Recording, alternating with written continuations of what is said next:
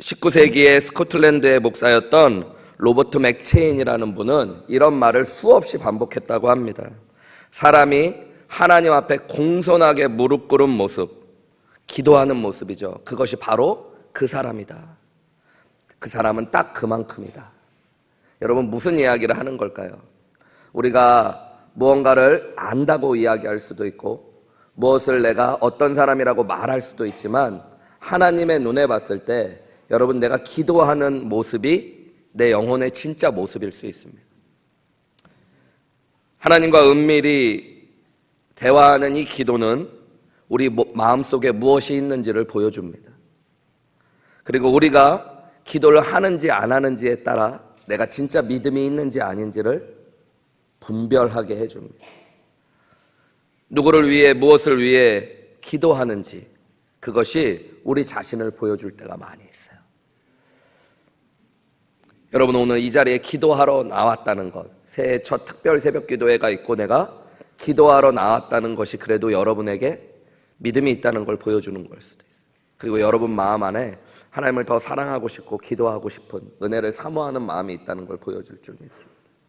올 한 해에는 여러분이 하나님이 원하시는 모습으로 진짜 변화되시는 은혜가 있기를 주님의 이름으로 축복합니다. 네, 여러분, 그러려면 우리의 기도가 하나님이 원하시는 기도의 모습으로 바뀌실 수 있어야 돼요. 그게 내가 변화되었다는 중요한 모습일 수 있습니다. 특별히 기도는 여러분, 신앙생활에 있어서 가장 중요하면서 실제적인 것들입니다.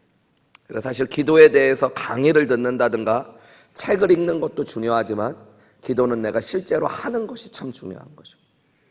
오늘 이 자리에서 말씀을 듣고 나서 여러분이 기도할 텐데 시간이 되시는 분들은 꼭 그냥 가지 마시고 10분이라도 정말 하나님 앞에 특별히 더 기도할 수 있는 은혜가 있으셨으면 좋겠어요. 또한 기도는 어떤 논리적으로 또 이론적으로 배우는 것보다는 실제 어떤 사람이 기도한 이야기를 통해 우리가 많은 것들을 깨닫고 배우게 되는 경우가 많이 있습니다. 기도가 실제적인 것이기 때문이에요. 그래서 특별히 여러분, 성경에 어떤 사람의 기도가 나오면 그 기도를 보고 배우실 필요들이 있습니다. 성경에 나온 인물들은 허구의 인물들이 아니라 실제 시대를 살아갔던 하나님의 사람들이기 때문입니다. 그들이 어떻게 기도했느냐의 모습을 보면서 우리는 기도에 대해서 더 실제적이고 깊이 있는 가르침을 받을 수 있는 거죠. 저는 오늘부터 3일 동안 기도의 능력을 체험하고 또 말씀의 능력을 체험하고 찬송의 능력을 체험하라는 것들을 가지고 3일 동안 특별히 새벽 기도의 말씀을 나눌 텐데요. 특별히 기도의 능력을 체험하라는 말씀 가운데 하나님 앞에 어떤 말씀으로 하나님 은혜를 우리 성도님들과 나누기 원하십니까? 라고 하나님 앞에 기도하며 나아갔을 때 하나님이 이 사무엘상 1장에 있는 한나의 기도를 계속 떠오르게 하셨고 이 기도를 묵상하면서 여러분과 함께 좀 은혜를 나누려고 합니다. 여러분, 사무엘상 1장은 성경 전체를 읽어보면 좀 특별한 장입니다. 이 하나님의 역사가 확 전환되어지는 그런 시점들이 있거든요. 그것이 바로 사무엘상 1장의 이야기들입니다. 사무엘상 앞에는 여러분 사사기라는 시대가 있었습니다. 이 사사기는 큰 그림에서 보면 이스라엘이 하나님의 축복을 받았어요. 축복의 땅을 소유하게 됐는데 그 땅에서 그들이 하나님을 잃어버려가고 타락하고 무너져갔던 시대를 보여주고 있습니다. 사사기 시대는 계속 악해지고 혼란스러워지고 어두워지고 죄악으로 치닫는 시대예요. 그런데 이 시대가 새로운 시대로 나아가게 되는 출발이 바로 이 사무엘상 1장부터 시작됩니다. 사무엘상 1장에는 이스라엘의 전성기로 나아가는 일들이 시작됩니다. 사울왕부터 시작해서 다윗, 솔로몬으로 이어지는 이스라엘의 가장 화려한 시대의 문이 열리는 것, 이 가장 악한 시대에서 가장 축복의 시대로 바뀌어지는 이 시점이 바로 사무엘상 1장에 있었습니다. 영적으로도 가장 어둡고 죄악된 시대가 하나님 앞에 예배하고 하나님 앞에 믿음이 회복되는 시대로 나아가는 그 전환점이 사무엘상 1장에 있었어요. 이 사무엘상 1장에 보면 왕들의 이야기로 시작되면 좋을 것 같고 어떤 선지자가 멋있게 세상에 등장하는 이야기로 시작되면 좋을 것 같지만 사무엘상 1장은 고난 가운데 있었던, 그리고 세상 사람들이 별로 알지도 못했던 한 여인의 기도가 있었다는 것들을 강조하고 있어요. 여러분, 이것이 참 중요한 겁니다. 하나님께서는 특별히 하나님의 말씀 성경을 통해서 우리 인생 가운데, 우리 가정 가운데, 교회 가운데, 이 시대 가운데 하나님께서 하나님의 역사를 통해 위대한 변화와 축복을 시작하실 때 한 사람의 기도를 귀하게 보신다는 것들을 알려주고 계셔. 오늘 내가 이 자리에 나와서 기도하는 것, 여러분, 이 자리가 여러분의 인생의 대전환점이 되어질지도 모르는 겁니다. 오늘 내가 내 가족들을 위해 기도하는 이 자리가 여러분, 우리 가정의 대전환점이 되어지는 위대한 시간이 될 수 있다는 것들을 기억하셔야 됩니다. 자, 그렇다면 오늘 본문의 말씀 1장에 나오는, 사무엘상 1장에 나오는 한나의 기도는 도대체 무슨 기도였길래 이 기도를 통해 하나님께서 시대를 바꾸시고 영적인 모든 흐름을 바꿔내는 놀라운 축복을 허락하셨는지 우리가 좀 함께 천천히 살펴보기 원해요. 1절과 2절 말씀해 보시면요, 여러분, 에브라임 산지 라마다임 소빔이라는 곳에 에브라임 지파 사람이었던 엘가나라는 사람이 있었다고 합니다.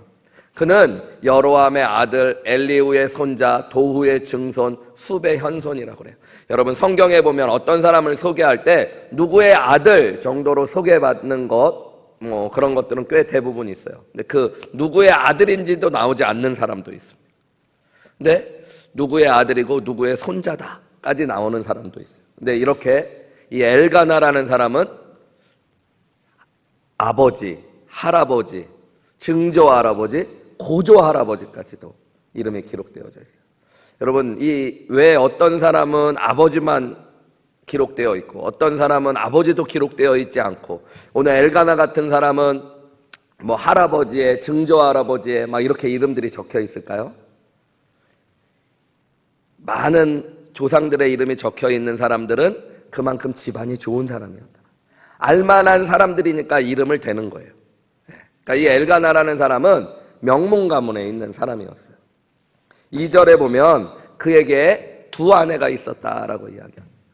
한 사람의 이름이 한나고 한 사람의 이름은 분인나예요. 순서대로 보면 아마 한나가 먼저 얻었던 아내였던 것 같고요, 그 다음에 얻은 아내가 분인나였던 것 같습니다. 문제는 분인나에게는 자식이 있는데 한나에게는 자식이 없었다 그래요. 그러니까 둘째 아내를 얻은 이유가 아마 아이가 없어서였을 수도 있겠다 상상할 수도 있고요, 아니면 두 아내를 좋아서 얻었는데 한 아내에게는 자식이 없었다라고도 생각할 수 있겠죠. 이제 초점이 엘가나라는 사람에게 있는 것 같지만 3절부터 한나라는 사람에게로 초점이 옮겨져 갑니다.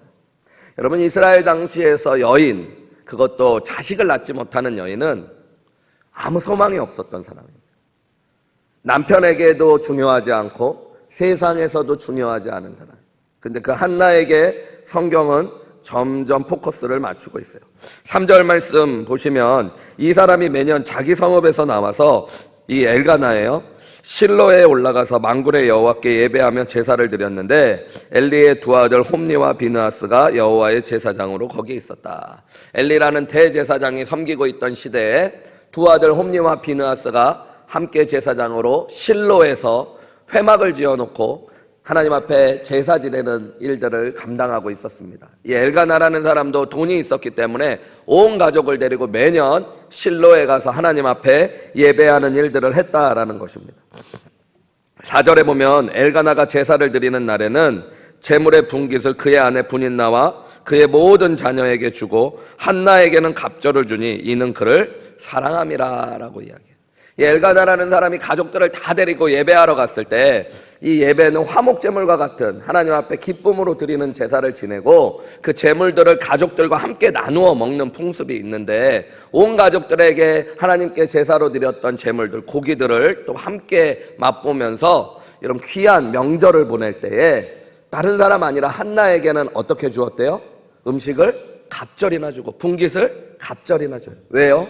그를 사랑했기 때문에.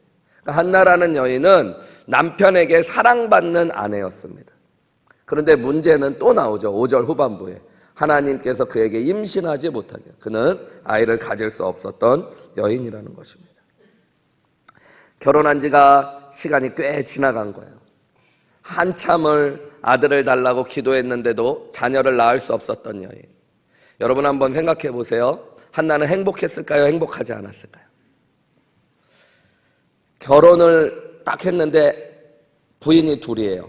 내 남편이 나와 다른 여자를 아내로 삼고 있는데 나를 2배로 사랑해줘요. 그런데 나는 자식이 없어요. 분인나는 역으로 이야기하면 나보다 남편이 반만 사랑해요.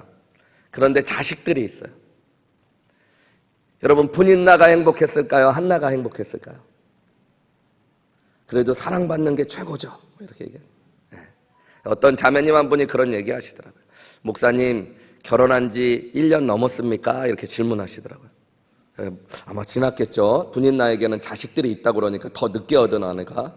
그러면 이 여자 진짜 불쌍한 여자입니다. 왜요? 시간이 지나갈수록 남편이 나를 더 사랑한다는 건 괴롭기만 한 겁니다. 어떤 여자분이 그러시더라고요. 결혼했을 때 1년 안에만 남편이 나를 사랑하는 게 좋지 시간이 지나갈수록은 신경을 꺼주는 게 좋은 거래요. 자식이 없다는 게 얼마나 외로운 건지 아십니까? 뭐 이런 얘기 하더라고요. 아마 성경에서도 한나는 별로 행복하지 않았던 것 같아요. 왜냐하면 6절부터 말씀해 보면 이런 이야기들이 나오기 때문입니다. 여호와께서 그에게 임신하지 못하게 하심으로 그의 적수인 분인나가 그를 심히 격분하게 하여 괴롭게 하더라. 분인나가 적수였고요. 그리고 그녀가 자신을 심히 격분하게 했다라고 그래요. 여러 가지로 그의 마음을 힘들게 하고 아프게 하고 괴롭게 했다는 얘기죠.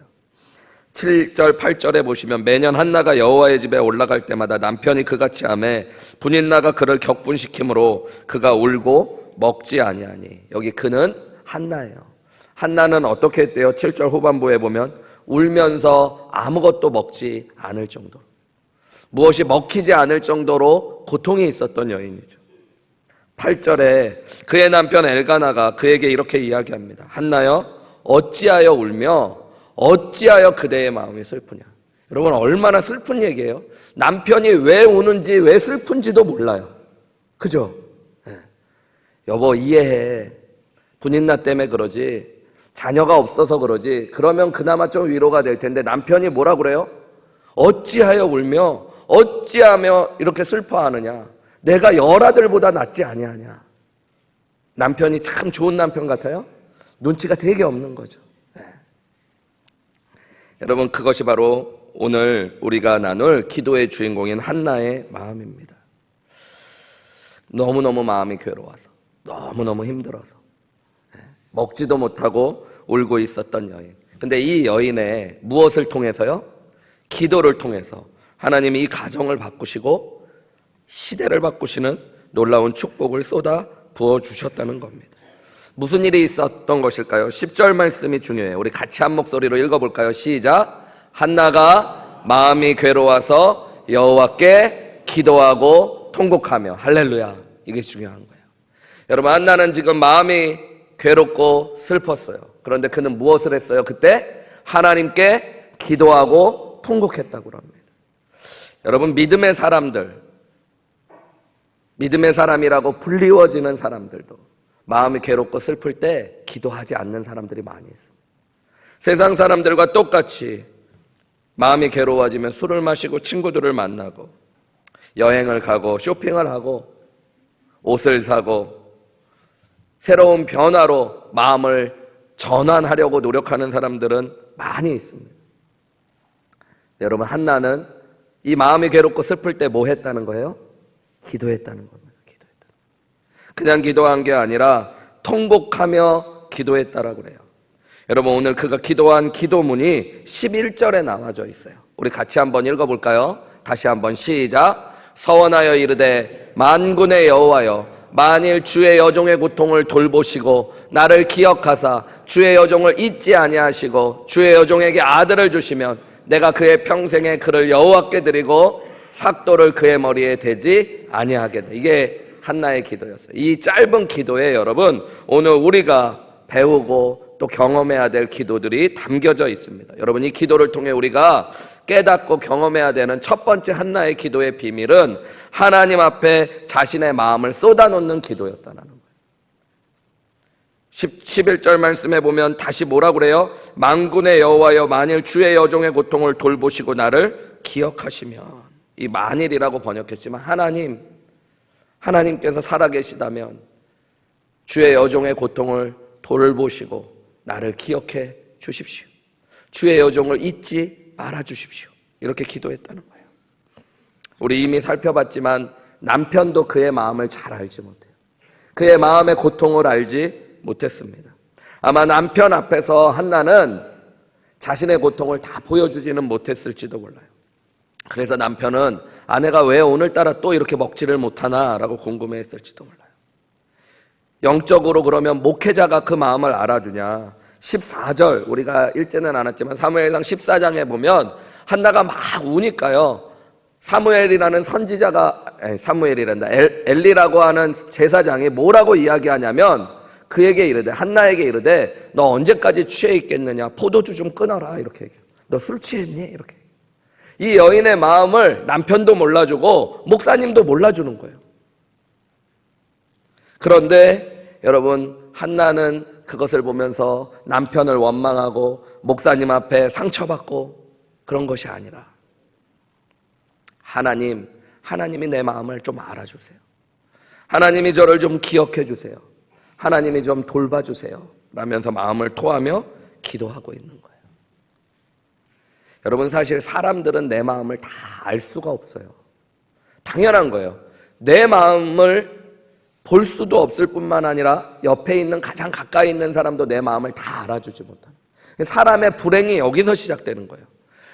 어떤 사람도 내 자녀라고 할지라도, 내 뱃속에서 나온 내 자녀라고 할지라도, 내 남편이라고 할지라도, 심지어 여러분을 사랑하는 목사님이라고 할지라도 여러분의 마음을 다 알 수 없는 것이 우리 인생의 비극일 때가 있습니다. 그죠?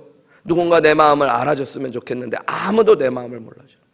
제가 이렇게 예배 전에 성도님들에게 이렇게 인사하고 이렇게 다닐 때가 많잖아요. 주일날 같은 때. 근데 어떤 자매님 한 분이 예전에 엄청 상처를 받으셨다고 얘기를 이렇게 들은 적이 있어요. 왜 그러셨나?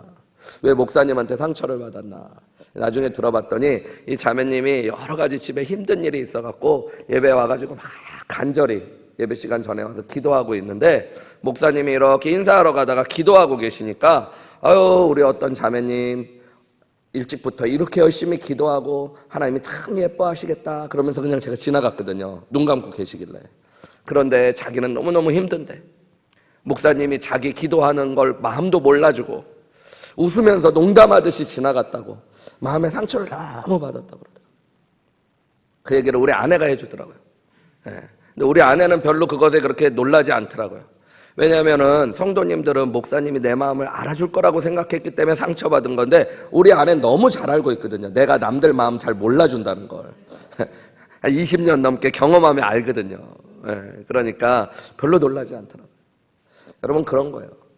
누군가 내 마음을 알아줬으면 좋겠는데 아무도 내 마음을 몰라주는 거예요. 그것이 우리의 고통이고 아픔일 수 있죠. 그런데 한나는 자신의 마음을 하나님 앞에 지금 쏟아놓고 있어요. 나중에 그가 기도를 마치고 나서 사무엘상 1장 15절에 보면 그가 자신이 기도한 것을 이렇게 이야기해요. 한나가 대답하여 이르되, 이 엘리 제사장이 술 좀 끊으라고 이야기했더니 내 주여 그렇지 아니하나이다. 나는 마음이 슬픈 여자입니다. 포도주나 독주를 마신 것이 아니라 여호와 앞에 내 심정을 뭐 한 거래요? 통한 것뿐입니다. 그는 자신의 기도를 이렇게 표현하고 있어요. 하나님 앞에 나는 내 마음을 토해놓고 통한 것입니다. 여러분, 이것이 기도예요. 저는 올 한 해 하나님 앞에 여러분의 마음을 다 쏟아놓으실 수 있는 기도의 능력을 여러분이 경험하시기를 주님의 이름으로 축복합니다. 하나님 앞에 기도할 때 제일 먼저, 하나님 내 마음이 슬퍼요. 하나님 내 마음이 기뻐요. 요즘 내 마음이 너무 외로워요. 하나님 내 마음이 너무 답답해요. 여러분, 내 마음을 하나님 앞에 먼저 통하는 기도가 여러분의 기도가 되시기를 주님의 이름으로 축복합니다. 왜 이것이 축복일까요? 여러분, 하나님이 한나의 기도를 들으시고 그의 마음을 알아주셨기 때문입니다. 19절 말씀 우리가 읽지는 않았지만 사무엘상 1절에 보면 그들이 아침에 일찍이 일어나 여호와 앞에 경배하고 돌아가 라마의 자기 집에 이르니라. 엘가나가 그의 아내 한나와 동침하며 여호와께서 그를 생각하셨다 그래요. 여기 그가 바로 한나입니다. 하나님이 한나의 기도, 하나님 나를 좀 기억해 주세요, 내 마음을 좀 알아주세요 했던 것처럼 그를 알아주셨다, 생각하셨다, 이렇게 번역할 수 있어요. 하나님이 한나를 아셨다라고 해요. 여러분, 하나님은 우리를 아시는 분이십니다. 어떻게 보면 나보다 나를 더 잘 아시는 분이 하나님이시라는 것들을 여러분 믿으시기 바랍니다. 여러분, 그래서 우리가 하나님 앞에 기도할 때 내 마음을 다 토해놓을 수 있어요. 내 감정, 내 아픔, 내 고통을 다 쏟아놓는 것만으로 하나님께서 이미 내 마음을 치유하실 수 있고 회복시키실 수 있는 놀라운 은혜가 주어질 수 있다는 것들을 기억하시면서 여러분, 올 한 해에는 하나님 앞에 내 마음을 다 토해놓기로 결단하시고 기도하실 수 있는 저와 여러분들이 되시기를 주님의 이름으로 축원합니다. 두 번째로, 오늘 한나의 기도, 시대를 바꾸고 영적 축복의 출발이 되었던 한나의 기도의 비밀은 절망을 소망으로 바꾸는 기도였다는 거예요. 여러분, 그리고 우리가 이런 기도를 경험하셔야 됩니다. 한나가 기도하기 시작했을 때 한나에게 놀라운 소망이 생기기 시작했어요. 기도하기 전에 한나는 여러분 앞뒤가 꽉 막혀 있고 가진 것은 없고 희망이 없고 소망이 없었던 사람이었죠. 구약시대의 여인에게 자녀가 없다는 건 여러분 가문의 소망이 끊어지는 것들, 그에게도 아무 희망과 소망이 없다라는 것들을 의미하는 거였어요. 그런데 그가 기도하기 시작했을 때 어떤 기도가 그에게 시작되었어요? 11절 말씀, 우리 오늘 본문의 말씀인 11절 말씀 보면 하나님 내 고통 좀 돌봐주세요, 나를 기억해 주세요, 나를 잊지 말아주세요 기도한 뒤에 주의 여종에게 아들을 주시면, 이러는데 아들을 주세요 라고 기도한 거예요. 여러분, 이게 너무너무 당연한 것 같이 보이지만 당연한 게 아닙니다. 아들이 없는 사람이 아들을 달라고 기도한 게 뭐가 그렇게 대단해요? 그런데 여러분, 아들은 내 맘대로 가질 수 있는 게 아니잖아요. 한나가 그동안 아들을 가지려고 노력했을까요? 안 했을까요? 노력했을 거예요.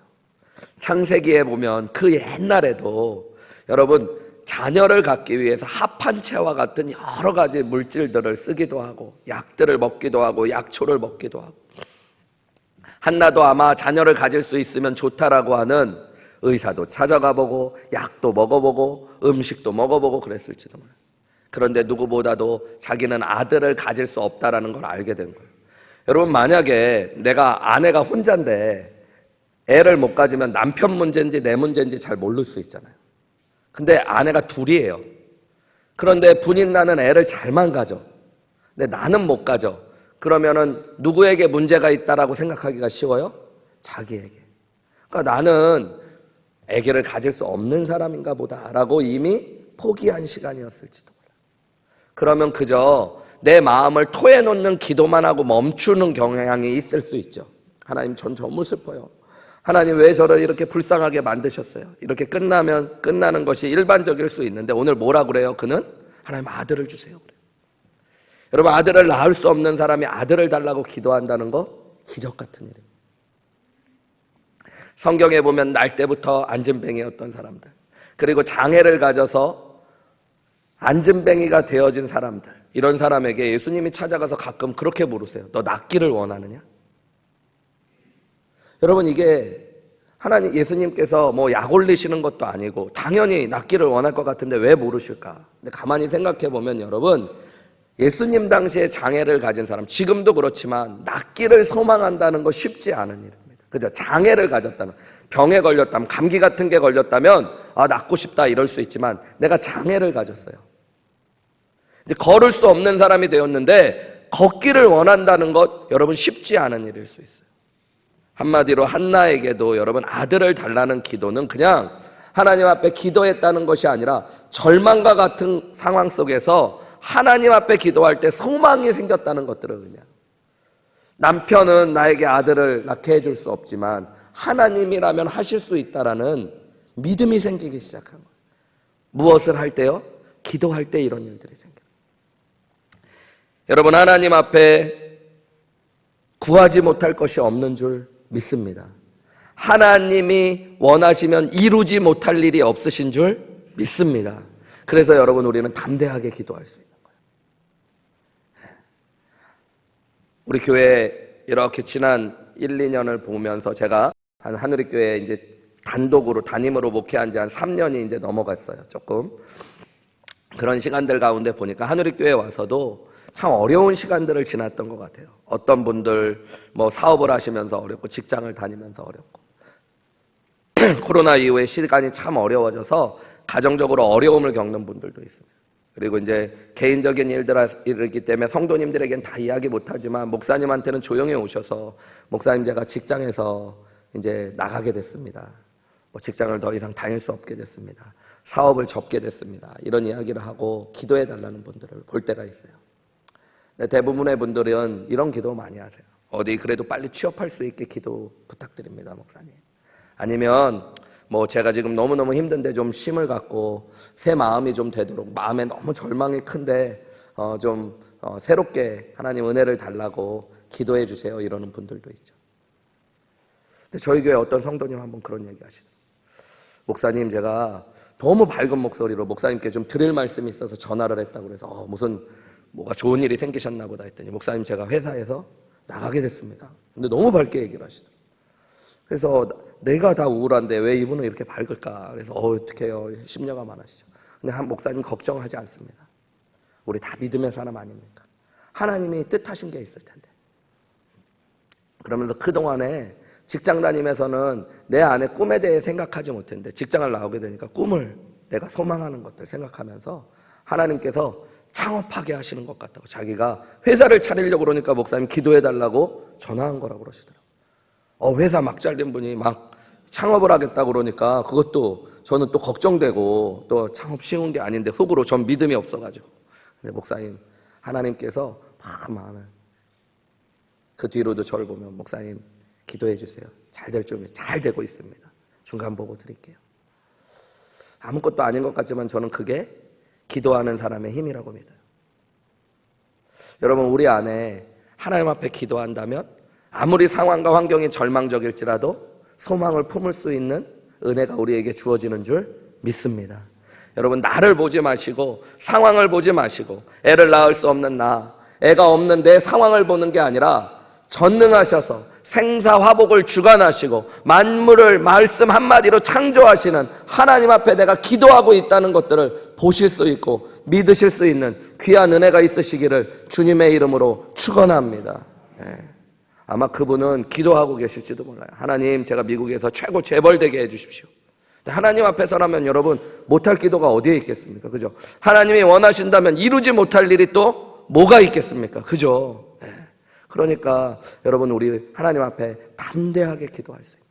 내 절망을 하나님은 모든 소망으로 바꾸어 주실 줄 믿고 기도하시기 바랍니다.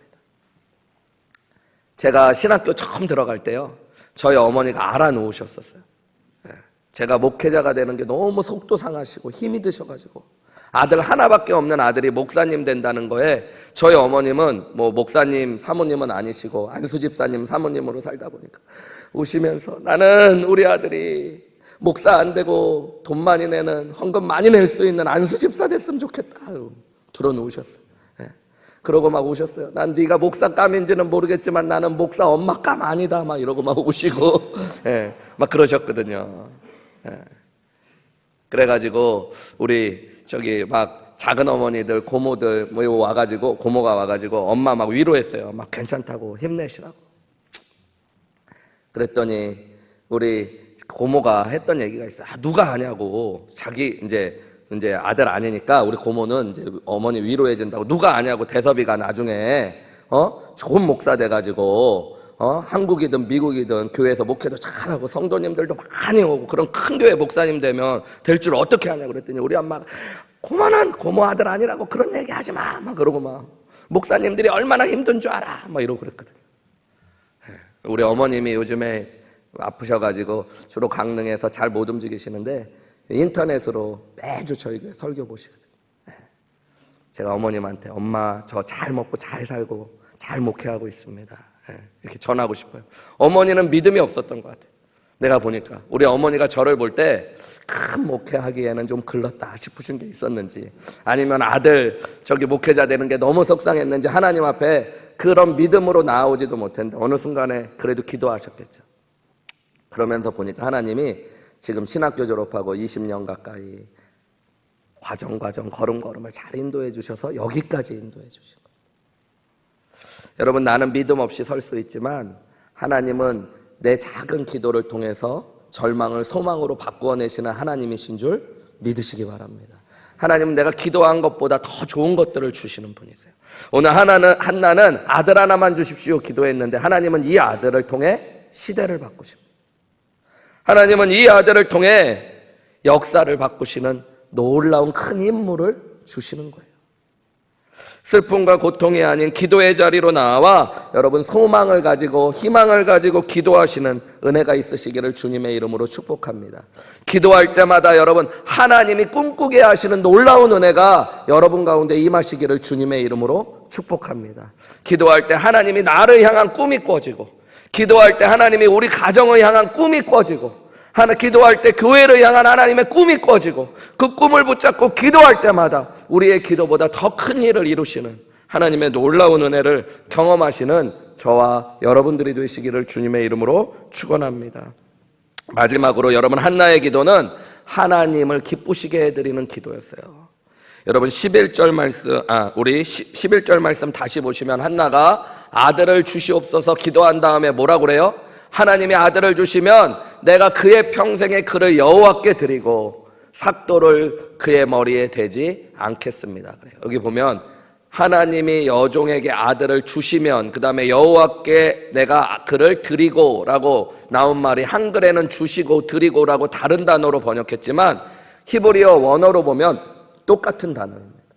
나탄이라는, 하나님이 내게 주시면 나도 하나님께 드리겠습니다. 하나님이 내 마음을 알아주시면 나도 하나님의 마음을 알겠습니다. 이렇게 기도한 거예요. 하나님의 역사와 같이 나도 기도하며 하나님의 역사와 똑같은 일들을 행하겠습니다 라고 얘기해요. 하나님이 내 마음을 알아주시면 나도 하나님의 마음을 알고, 또 하나님이 나에게 귀한 아들을 주시면 나도 그 아들을 하나님께 드리겠대요. 여러분, 이게 무슨 기도일까요? 한나는 내 마음을 알아달라는 기도에서만 멈춘 게 아니라 기도하는 가운데 하나님의 마음을 알게 해달라고 기도하고, 그리고 하나님께 내게 주십시오만 기도한 게 아니라 하나님께 내가 드리겠습니다 라는 기도의 자리까지 나아간 겁니다. 한나의 시대를 역사적으로 보면 사사의 시대라고 해요. 한나가 살아왔던 시대는 사사의 시대예요. 그 시대는 앞에도 말씀드렸지만 죄악이 있고 많은 사람들이 하나님을 떠났던 시대입니다. 사사기 21장 25절에 보면 그 시대를 한마디로 이렇게 칭하고 있어요. 왕이 없으므로 사람들이 각자 자기의 소견에 옳은 대로 행했던 시대. 여러분, 근데 이스라엘에 진짜 왕이 없었을까요? 아니요. 하나님이 계셨는데 그들은 하나님을 왕으로 인정하지 않았던 시대, 하나님께 관심이 없었던 시대, 그래서 자기들이 좋아하고 옳은 대로만 행했던 시대가 사사기의 시대예요. 하나님의 마음이 얼마나 아프셨을까요? 하나님이 그들에게 귀한 것들을 주고 그들의 마음을 알아주는데 하나님의 마음에 관심 있는 사람은 아무도 없었던 시대가 사사의 시대입니다. 하나님께 달라고는 하지만 아무도 드리지 않았던 시대가 사사의 시대였어요. 그런데 한나라는 한 여인, 자식도 없고 사람들이 알아주지도 않는 이 평범한 여인은 이 시대 가운데 하나님의 마음을 헤아려 가려고 해요. 기도하면서. 그리고 하나님께 자기가 그렇게 귀하게 얻었던 아들을 드리겠다라고 서원하는 이 귀한 기도를 하고 있는 것입니다. 하나님께 관심을 갖는 기도의 자리까지 나아가는 것. 내 기도를 통해 하나님을 기쁘시게 해드려야지라고 소원하는 기도, 그것이 한나의 기도였던 거예요. 그리고 하나님은 그런 기도를 했던 한나를 기도의 능력 가운데 세우셔서 그의 기도를 통해 그의 가정을 바꾸고 그의 인생을 바꾸고 시대를 바꾸고 영적인 흐름을 바꾸는 하나님의 위대한 축복을 허락하셨다는 것들 기억하시기 바랍니다. 여러분, 낮은 차원의 믿음의 기도는 하나님에게는 관심이 없어요. 기도한다고 하나님 이름은 부르는데 여전히 내 마음, 내 상황, 내 문제밖에 없는 사람들이 있어요. 여러분, 수준이 높은 기도로 나아가면 하나님께 관심을 갖기 시작합니다. 하나님이 얼마나 아프실까? 하나님이 얼마나 마음이 힘드실까? 하나님을 어떻게 하면 기쁘시게 해드릴까? 내가 하나님께 드릴 것은 무엇이 있을까? 무엇을 달라고 하는 것이 아니라. 여러분, 한 해 동안 여러분의 기도를 통해 하나님의 마음을 아는 역사가 있기를 주님의 이름으로 축원합니다. 그리고 내가 하나님께 달라고 하는 기도의 자리에만 머무는 게 아니라 하나님 앞에 드리기를 서원할 수 있는 놀라운 은혜가 여러분 가운데 있으시기를 주님의 이름으로 축원합니다. 기도하면서 여러분 나를 보시며 아파하고 안타까워하시는 하나님의 마음이 깨달아지시기를 주님의 이름으로 축원합니다. 그리고 하나님 나를 변화시키셔서 내가 하나님께 나를 드리겠다는 헌신의 기도가 있기를 원합니다. 여러분의 가정을 보며 자녀를 보며 이 교회를 보며 이 시대를 보며 아파하고 안타까워하시는 하나님의 마음을 여러분 깨달을 수 있는 은혜가 여러분의 기도 가운데 있으시기를 주님의 이름으로 축원합니다.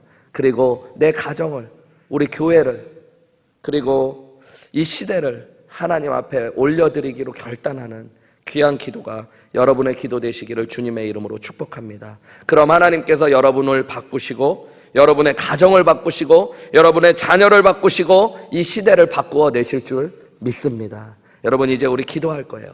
여러분 기도는 축복입니다.